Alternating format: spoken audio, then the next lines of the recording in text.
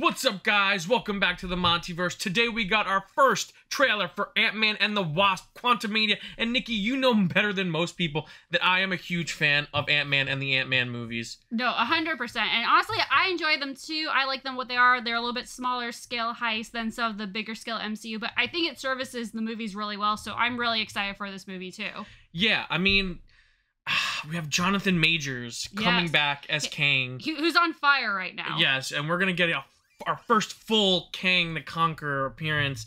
But I'm excited for it. So let's jump right into this trailer and see what's going on. You ready? I'm ready to go. All right, guys, let's do it. Elton! I used to ask myself a lot of questions. Scott, you're at X-Con. How are you an Avenger? That doesn't make sense. Baskin Robbins. But everywhere They always find out. People tell me the same thing. Thank you, Spider-Man. People still need help, Dad. That's why we made this. It's like a satellite for deep space, but quantum. Wait a minute. You're sending a signal down to the quantum realm. Turn it off. Now!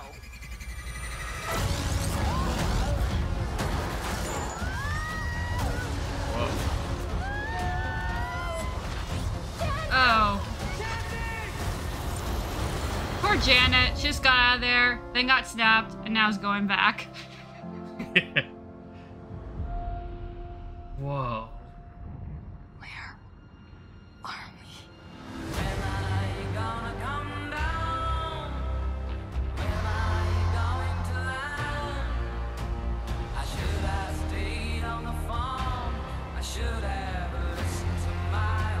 It's a secret universe beneath ours. What are you so afraid of? There's something I never told you. Oh. This place. It isn't what you think.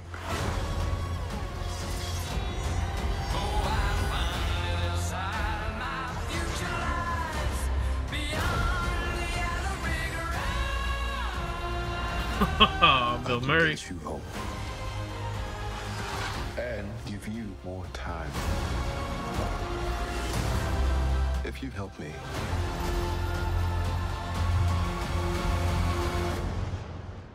So, what's it gonna be? Ant-Man. Looks so good.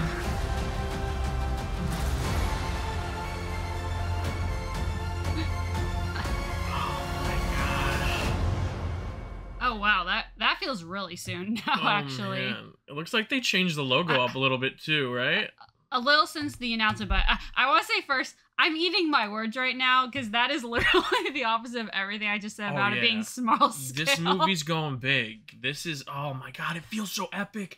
Like outside of the first act, it looks like they're spending the majority of the film in the quantum realm. Yeah, 100. And like, it's so funny because like what that kind of reminded me, actually, funnily enough, is the upcoming Disney movie Strange World, because it kind of has like that same sweeping undiscovered area landscape, and which is so interesting. But it looks gorgeous, like everything. It looks really good. All of the visuals of the city, the quantum city, the city inside the quantum realm. It looks, oh my god, stunning. Like, I love it. The visual effects in this movie are going to be insane. I'm so excited for that aspect. One of my biggest problems with Ant-Man and the Wasp was that we talked about the quantum realm so much. Right, and like we're in it for a few minutes. We barely see any of it. We barely scratched the surface of it. So the one thing I wanted for this movie was to kind of explore Janet's past and explore the quantum realm.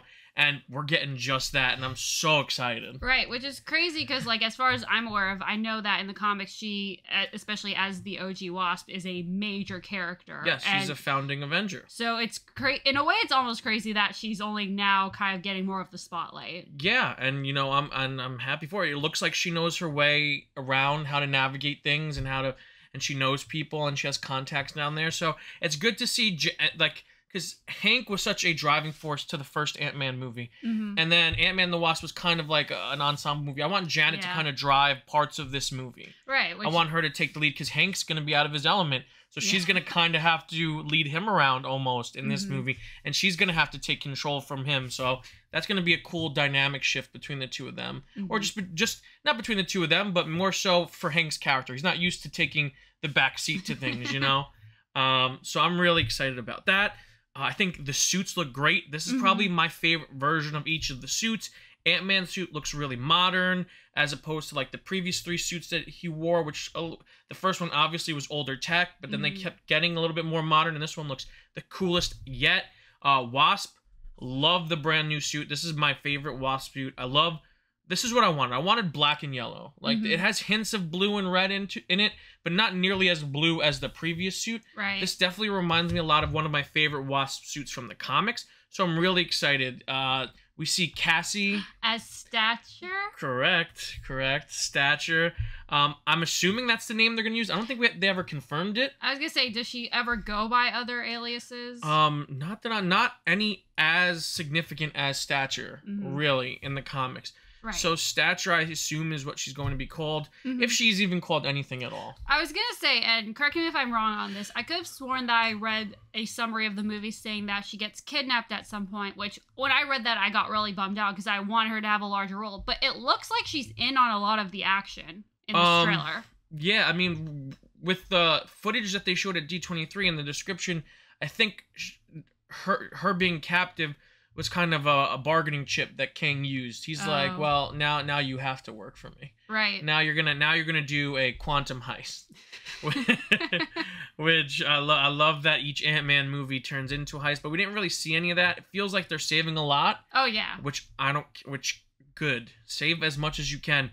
Because this trailer sold me already. I was going to say, because, like, based on that alone, like, I could not tell you the full scope of the plot, especially the aspects in the quantum realm beyond they encounter Kang, they encounter Bill Murray. Bill Murphy. Oh, famous Hollywood icon, Billy Murphy. That is so bad. Oh, my God. Yeah, it looks like Kang summons them, to be honest with you, right? Yeah. Because he needs them? Right. And that part wasn't totally clear on, like, what exactly was the issue of whatever Cassie did that Janet was like, you did not. Yeah, she said, well, Cassie, in the trailer, Cassie's like, well, we still need, I think she's trying to help people the way that they helped Janet. So they sent out a beacon into the quantum realm. But that's like when you send the beacon out, it lets people know where to find you. Yeah. On the opposite end, you know. So Kang probably was like, "Oh man, like these people," or maybe it's not Kang. Maybe there's other hidden villains. Maybe there's swerves. But from what I'm gathering, it's Kang is like, "Oh, if someone can send something in, then they can get something out. So let me bring them in and get help, or get them to do something that I need." Because again, this is not.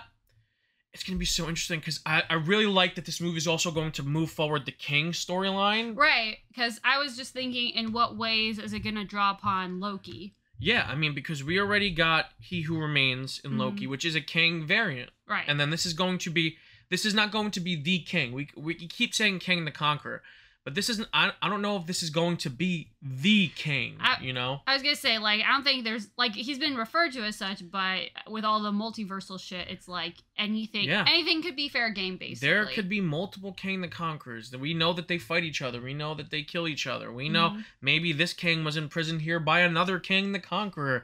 So I'm really excited to see what they're going to do with this character and with the variants and how they're going to start tackling all that. And this movie seems like it's going to be the movie that starts propelling the momentum of the multiverse saga. You know, it's going to start moving the chess pieces on the board to where they have to go for Avengers, Kang Dynasty, and Secret Wars, you know? So that's really cool. I cannot wait. Jonathan Majors, he's just on a hot streak like no other right now. I swear to God. I mean, he looked great in Creed 3. Yes, the trailer. Right. I liked, like, what he did in Loki for the small amount that he was in it. I'm trying to think what else he's in. He was very well received in Lovecraft Country. Right. You know, so I think that his star is just so aggressively on the rise right now. And wasn't it Feige who very specifically said he's like how talented of an actor he is? Yes. And like had so much praise for him at that presentation. Listen, they wouldn't have hinged a large portion of the multiverse saga on someone who they didn't think was a extreme talent. Right. You know? So I can't wait to see, because again, this feels like a different Kang than He Who Remains. Right, which is Loki. Which is a good thing. Like, one, it shows just the variation in all the alternate versions, but I think it's going to service the story. Because I remember when it was announced, because I'm certainly not familiar with him as a character, I think, wasn't there some surprise, like, oh, he's going to be Ant-Man's villain? Like... Yeah, I mean, it's because he's such a big villain. He is an Avengers level threat, Kang the Conqueror. He is an Avengers villain.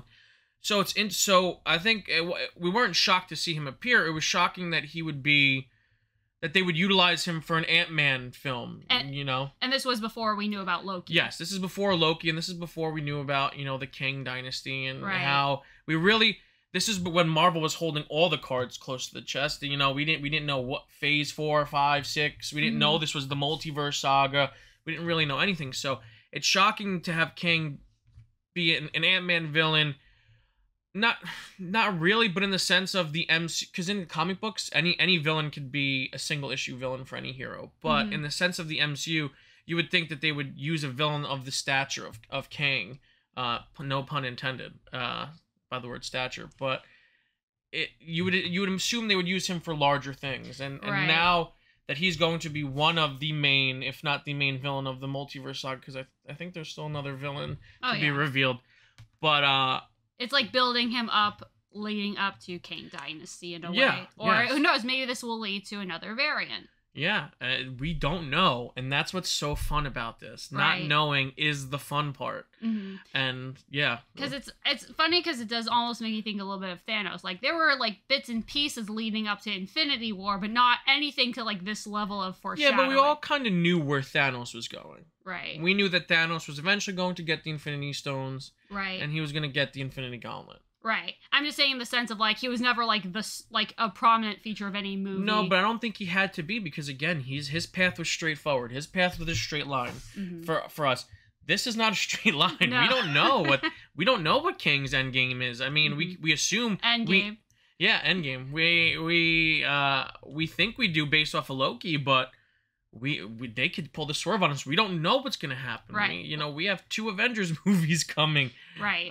That are gonna revolve around this stuff. So we really have no idea, and it's not as straightforward as most people think. Or even with me having the knowledge of comics that I do, there's so many different storylines and directions they could go with this character, and that's what makes Phase 4, 5, and 6 so exciting. It's the unknown. It's the risks that Marvel's taking. It's the differentiation between the tones and genres of the movies in the Disney Plus series. Right. And this has always been one of my most anticipated. One, because I love how the trailer also reinforces this is still an Ant-Man movie. There's callbacks to the first movie. Baskin Robbins. Oh no, Baskin Robbins. They always find out, right? And now it's like it's also nice to see Scott, who was kind of shunned in the first Ant-Man for being an ex-con. Right. And now he's fired. Now he's being celebrated. Employee of the Century, I think it was. Baskin Robbins. But it's good to see, and he's enjoying that celebrity life. And didn't he write a book and have podcast appearances? And he's on the red carpet with Hope, and he's with Cassie, and they have their own little family. Yeah, our third version of Cassie. Yes, and hopefully, like Bobby Cannavale comes back. Oh yeah. And Judy Greer comes back, and because the Ant-Man movies have always been about family. The relationship between Scott and Cassie has always been a great plot point in these movies, and I think they have a very strong father-daughter relationship, and it's a very new age relationship, and I love that. Not the typical suburban family relationship. And with the inclusion of Janet and Hank and Hope, I hope we get more of that family dynamic. I hope this is just one big adventure movie, That's what I hope. And I think that we're going to get it. You have hope. Yeah, Hope. Hope Van Dyne, a.k.a. the Wasp. baby. But I was so excited for the trailer. I really didn't notice anything too heavily comic book related that I could break down for you guys outside of the obvious, you know, Kang the Conqueror stature, the Quantum Cities. But yeah, I'm really excited. This looks really, really good. No, and I think it was honestly a good amount. Like, if I don't see any other trailers for this, I would be fine. Like, I mean, I would see it anyway, but I think, again, this gave us a really good taste of what to expect without giving away anything. Yes, absolutely. And I think more so than anything, it feels like it's still, even though this feels like such a big part, such a crucial part in the multiverse saga, it still feels like an Ant-Man movie at its heart. And I really appreciate that. And I think that's what you kind of need with the standalone movies, to where you have the ensemble movies, but you also have the character-focused standalones, where I think it's good to have that separation and not always conflate. Like, certainly something like Multiverse of Madness worked for Wanda and Strange, but you also want to keep it a little bit contained at times. Absolutely. And with the gorgeous visuals, I think Peyton Reed came to play. I think that I'm so glad that he came back. I'm so glad that he's doing this one as well. I think that he's going to continue to get better. I mean, for me, visually, between all the work he's done with Marvel and with Lucasfilm and The Mandalorian, I think that he's just a very like, he just he knows what he is a fan. So that fan in him shines through in his work, and I really like seeing his work. So I'm glad this movie is no different. It looks really, really cool. It looks really fun. It looks very serious. It looks scary. It looks like a lot of things, and I'm here for all of them. But yeah, I think that's gonna be it. Nick, do you have anything else to say? If not, where can the people find you? You can find me at Twitter at EgglordNikki. And you guys can find me on all the socials at the Montiverse: Twitter, Instagram, Facebook, TikTok. And if you like the video, make sure to give it a huge thumbs up. If you're new to this channel, subscribe and hit the notification bell to stay up to date on all of our latest content. We have tons of videos coming out on everything from Marvel, DC, Power Rangers, anime. You know it, we got it. And until next time, guys, stay versed.